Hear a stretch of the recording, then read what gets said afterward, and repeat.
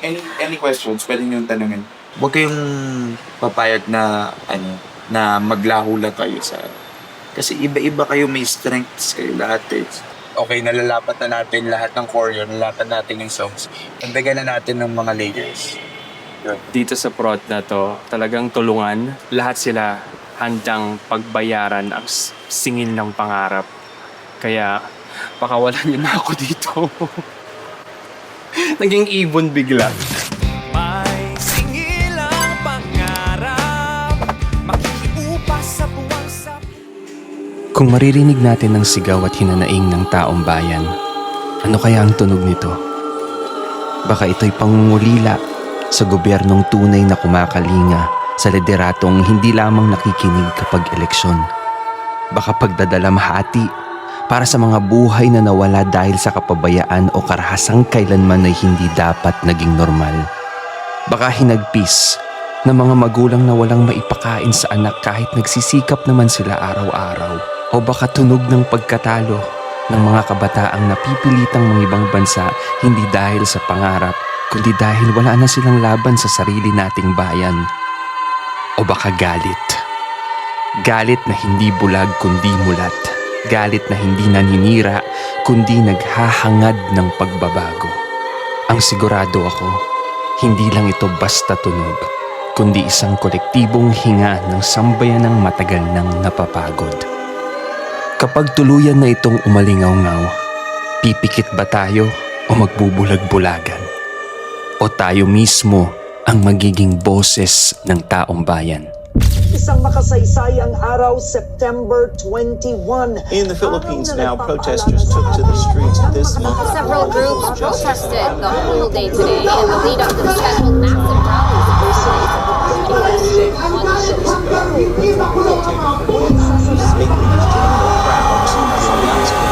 Para kanino nga ba talaga tayo lumalaban? Para saan nga ba talaga lahat ng to? Damn! Sorry, kanina nung ina-explore natin yung tunog natin, naririnig ko yung taong bayan kahapon. So,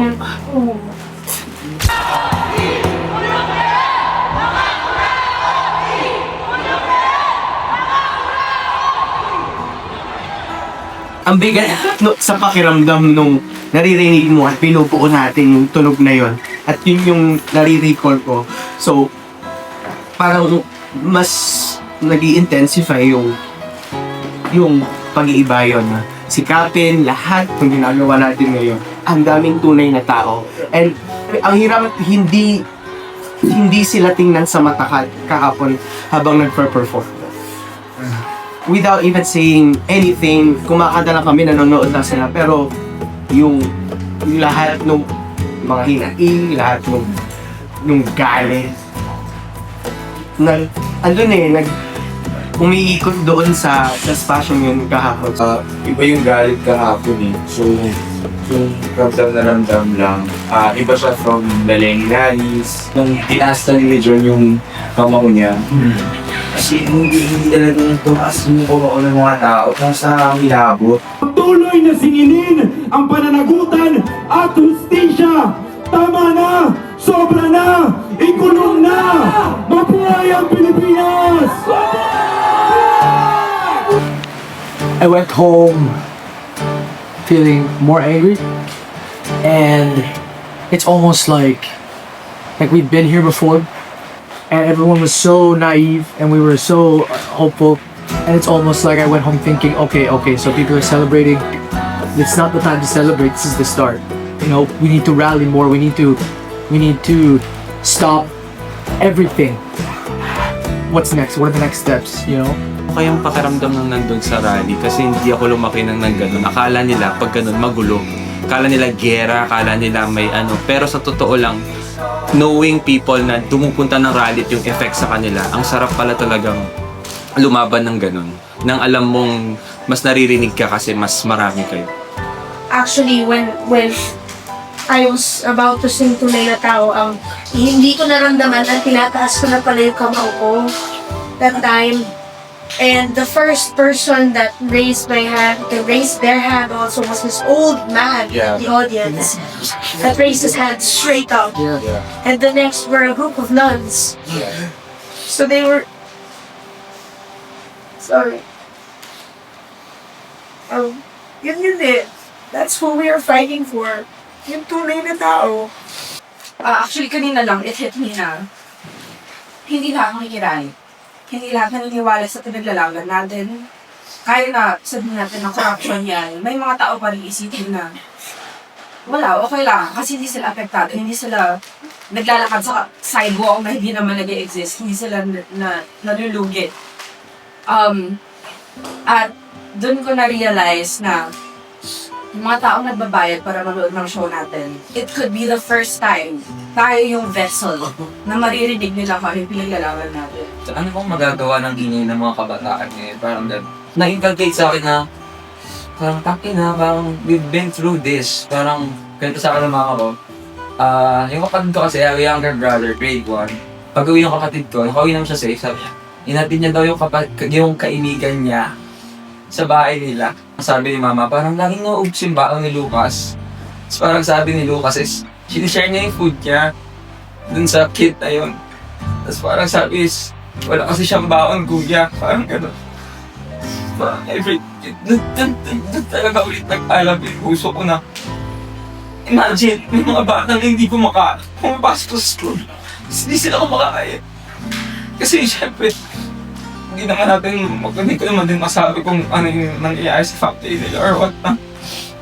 Pero parang yun yung nag-ansaka na yung mga kabataan na, alam mo yun, wala naman sila. Sa grade 1, ano bang magagawa nila? Pero yung kapatid ko na ito, parang ko na-feel na sobrang thankful din sa mga bumoses. Siyempre, hindi naman din natin ginagawa ito para sa atin. Siyempre, sana isipin natin yung mga mas younger generations kasi kung hindi tayo gagawa ng galaw, paano sila? Diba? So yun, thank you. Bit-bit ang lahat ng to, alam namin na mayroon pang mas malaking responsibilidad bukod sa ginagawa namin. Naniniwala kami na kahit sa maliit na paraang alam namin ang pagtatanghal, may boses kaming nagiging apoy ng paninindigan at paglaban para sa bayan na hindi sa entablado natatapos ang laban. Dahil ang tunay na kwento ng mga tunay na tao ay nasa labas nito. Nag-i-struggle kaming humanap ng kainan namin today Good luck. because ang daming tao sa karinderya and 45 minutes lang yung aming nakalaan na ano yan? Wala akong pake. Guys, so nandito kami sa 7-Eleven. Meron lang kaming iisang reklamo sa 7-Eleven. Bakit madalas hindi pwede ang GCash? Di ba dapat convenience store? Dapat convenient para sa atin na maging cashless at maging swabe lahat ng convenience store, pero Convenience store na siya. inconvenient, wala lang. So, nahassle tuloy kami. So, nintay namin na mag-withdraw si AC Marie. Oo, si AC Marie para meron kaming cash. AC Marie Chan. Our savior. Andun siya. Superhero ng bayan. Not all heroes wear capes. Some of them are dancers. Hi, we're still in the box and now, Benedicts, para sa'yo to. I'm sure madami mo nang in-interview na tao at ngayon panahon naman na marinig mo yung boses nila. Tungkol sa'yo, para sa'yo. Ano yung mga earliest memories mo with Ben? Alam ko weird talaga nito kasi hindi ko talaga. Kung paano kayo nagkilala? Oo, parang I think sa first run ng Gabing Ikot. Ano yung paano mo siya ma-describe? Akala ko talaga parang mga 19 lang siya. Seryoso, parang akala ko batang-bata. Kunwari kumakanta mataas. Pinakamataas. Ina mo. Sobrang hardworking niya. Ano yan? Kunwari, di yan pagod. Pero pagod yan. Proud kami dyan. Benedicts namin yan eh. Technical meeting last night and sobrang, as in, kailangan natin i-deserve ko ano yung ginagawa nila. As in, sobrang imposible. Promise. Like, sobrang, hindi ko alam. Yun lang, on our end, we have to make this work. Yun lang. Para kailangan sila. Sobrang na-inspire sila nung run ng Act 1. So, sana bukas ganun din. na-inspire sila sa act ko. So please review, please memorize. Pagtulungan natin, ensemble lalo na. Huwag niyong hintayin yung stumble through. Kahit sa bahay niyo, i-track niyo yung sarili niyong track. Pagdating dito, pag-usapan niyo kung ano yung mga... Pag-usapan lang natin lahat. Okay, pagtulungan natin talaga yung bukas. Yes, kasi after this week, we only have less than 2 weeks before we move in. Ganun na siya kabilis. Ganun siya kabilis. Yes?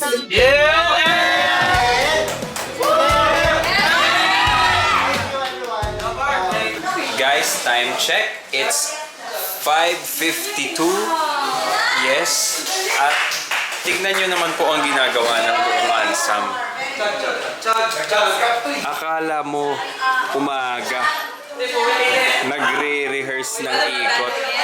Kamusta naman ang turn mo? Hindi ko po alam kung makakabalik pa ba ako. Ay, ang galing. Ang galing. Ang galing. Wow.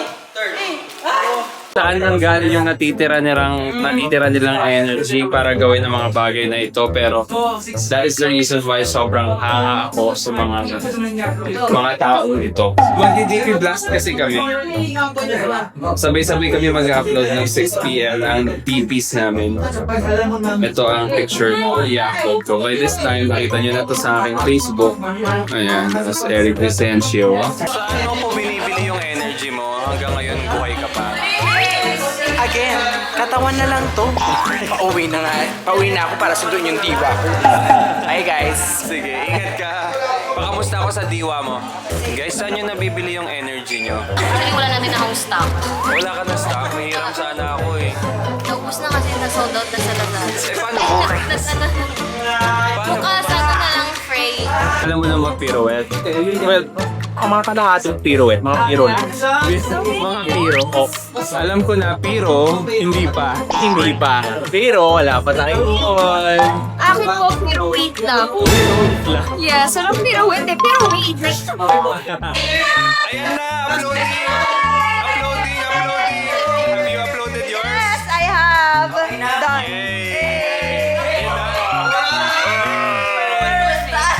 Uploaded na, abogado na kayo!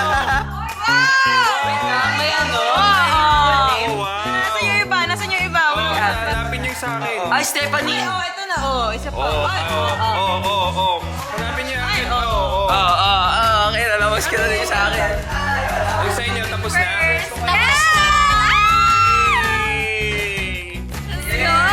Tapos na! Pasado na kayo. Yeah! Legitimate. Support our fellow. Ang i-comment nyo sa akin, ang pogi naman ni Benedict. Okay, sa akin din. Ang pogi naman ni Mauricio. Uy, pero huwag yung pare-pareho. Iba't iba. May handsome, may pogi, may gwapo, may hot. Ganun. Pogi talaga ni Ben. Benedict. Ano pong ginagawa natin? Naghahabol ng edit ng Ang favorite kong vlog. Grabe, guys, multi-talented. Ano ang ginagawa ni Omar? So cute. Ako, ano nangyari sa Ang galing talaga ni Papin. Hindi ako mapahiya. Lahat ng company on their toes. Everyone's doing well. I have to catch up. Yes! It's Helena and Inez. And kami muna ang magra-run ng Back to the Bar. We are bar boys as Sockman Girlies.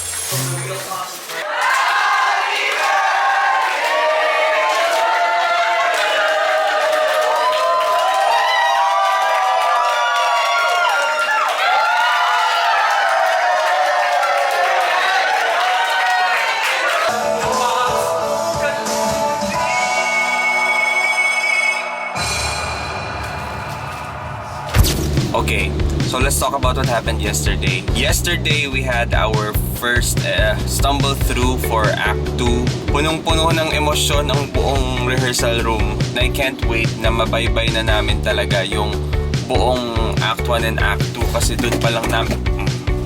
Grabe naman ang mga daan, DPWH! Kasalanan nyo to! Hindi, kakagawa lang nito ah! Hindi niyo Okay. So yeah, as I was saying, we did Act 2 yesterday and we need to pat our shoulders because we are doing a great job, especially to the ensemble. You are all doing a great job. Grabe, sobrang huhusay ng mga ensemble. Grabe yung hard work na pinapakita nila plus the talent. Diba? Pag pinagsama mo yung hard work and talent, wala na.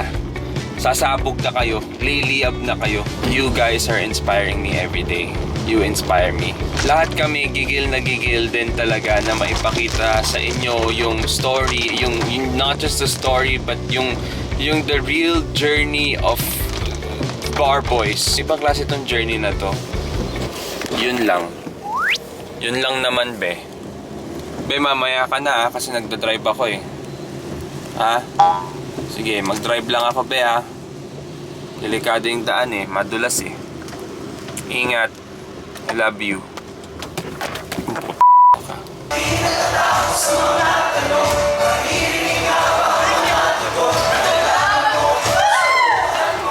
Alam mo yung feeling na pagod ka na?